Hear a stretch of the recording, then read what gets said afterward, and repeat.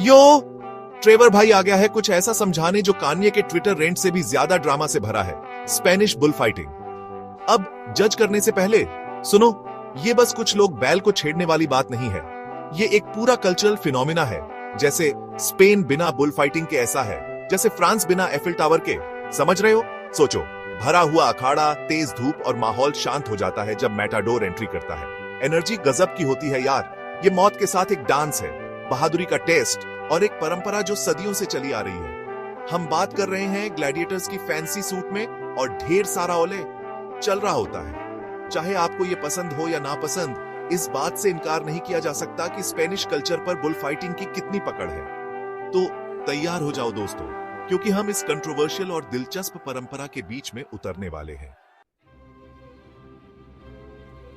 ठीक है, तो ये बुल फाइटिंग वाली चीज आई कहां से?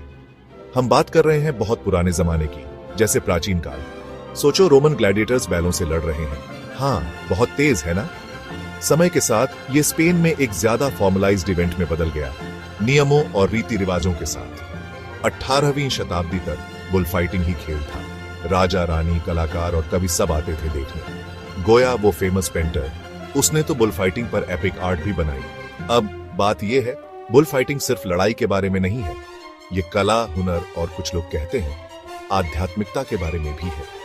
ये है इंसान बनाम कुदरत की ताकत, एक ऐसा थीम जो स्पेन के इतिहास और कल्चर में दिखता है।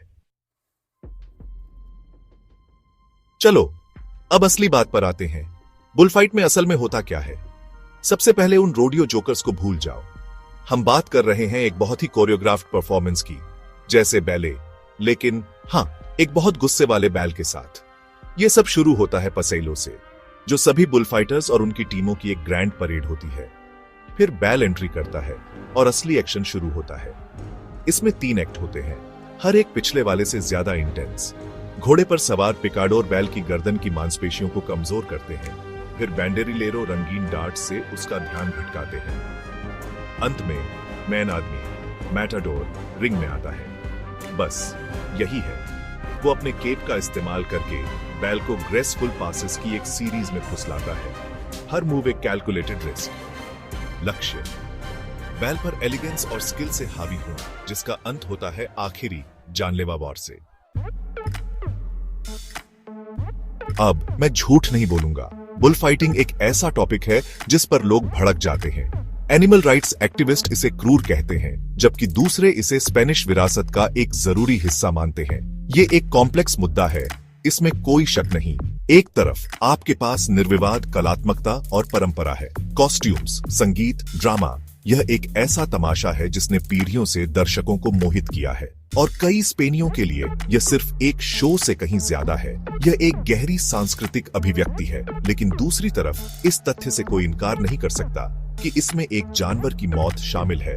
इसकी नैतिकता पर गर्मागर्म बहस होती है, बढ़ते विरोध के साथ, खासकर स्पेन में युवा पीढ़ी के बीच। तो बुल फाइटिंग का भविष्य क्या है, ये तो वक्त ही बताएगा। लेकिन एक बात पक्की है, ये एक ऐसी परंपरा है जो जोशीली बहस छेड़ती है और स्पेनिश संस्कृति के ताने बाने में बुनी जाती रहती है।